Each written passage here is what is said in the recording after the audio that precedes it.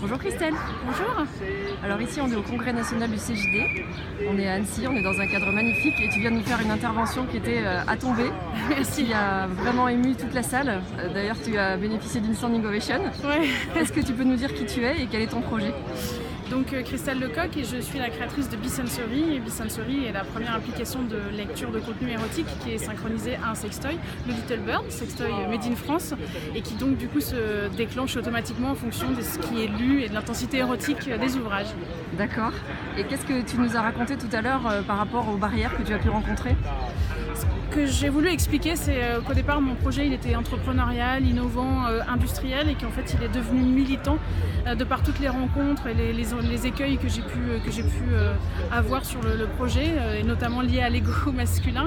C'était un peu le propos, des choses que je n'avais pas vraiment identifiées, de problèmes que pose encore ce sujet du plaisir féminin, de la sexualité, beaucoup de blocages, et de ces hommes qui ont peur d'être remplacés par du plastique, toutes ces projections qui sont complètement fausses et qui des fois m'ont causé quelques soucis pour accéder à des financements, des investissements.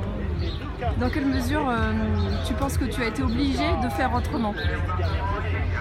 Autrement, parce que notre thématique aujourd'hui c'est faire autrement. Voilà. Et donc par rapport à ton projet initial, justement, quelles évolutions tu as dû mettre en œuvre par rapport à ton projet initial ? Le premier truc, c'est qu'au départ, je voulais pas fabriquer d'objets. Je voulais trouver un qui juste puisse être compatible avec mon projet. Et quand j'ai eu la réaction des fabricants de sextoy par rapport à la vision qu'ils avaient de mon projet, je me suis dit ok, je vais faire autrement et je vais faire mon propre sextoy. On n'est jamais si bien servi que par soi-même. Et du coup, mon projet est devenu de juste un projet numérique innovant à un projet industriel, donc avec beaucoup plus d'investissements à faire, beaucoup plus de risques, beaucoup plus de problèmes.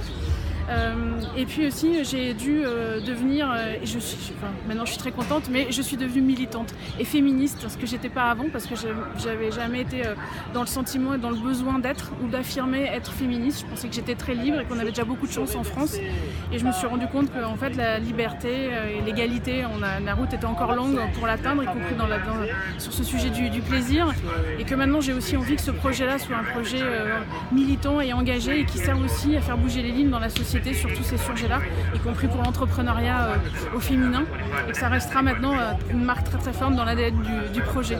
D'accord, c'est formidable. Est-ce que ton projet aujourd'hui va voir le jour prochainement ?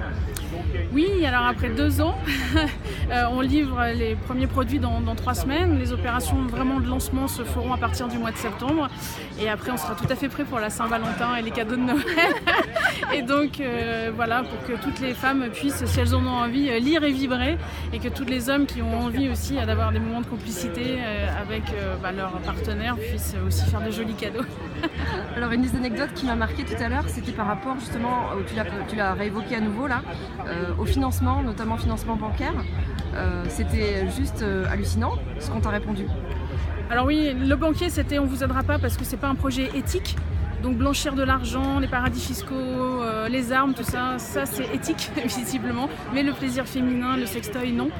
Et puis encore plus récemment, un investisseur qui me disait j'adore votre projet mais je pourrais pas le soutenir, je pourrais pas investir parce que si ma femme l'apprend, j'aurai ma valise sur le palier quand je vais rentrer, ce qui me semblait complètement moi ahurissant. Et je pensais qu'au contraire, elle serait encore bien plus contente de le voir rentrer à la maison s'il lui offrait un Little Bird.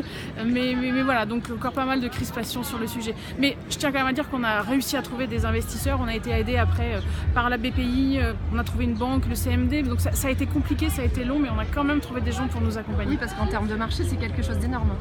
Alors le marché du sextoy, c'est 22 milliards de dollars et les projections pour 2020, c'est 50 milliards de dollars. Voilà. Aussi parce que, comme je le disais, l'innovation trouve toujours ses premiers business dans le domaine de l'érotisme ou du sexe, et qu'il en sera pareil pour les objets connectés. Et toi, effectivement, on va dire l'angle que tu prends autour du plaisir, autour de l'érotisme, c'est aussi une nouvelle façon de voir le plaisir féminin, peut-être grâce aussi à ta propre expérience et au fait que tu sois une femme et qui justement sort des sentiers battus par rapport aux autres visions des autres entrepreneurs de l'érotisme. Oui, je crois qu'on a très clairement, et c'était vraiment un choix de ma part, parce que j'ai réfléchi le produit par rapport à mon amour des mots et notamment de la littérature érotique, donc il a vraiment été pensé par une femme, pour les femmes, pour une fois, donc c'est pas quelque chose qui a été vu d'un point de vue masculin, même même si on a inclus les partenaires dans les jeux à deux.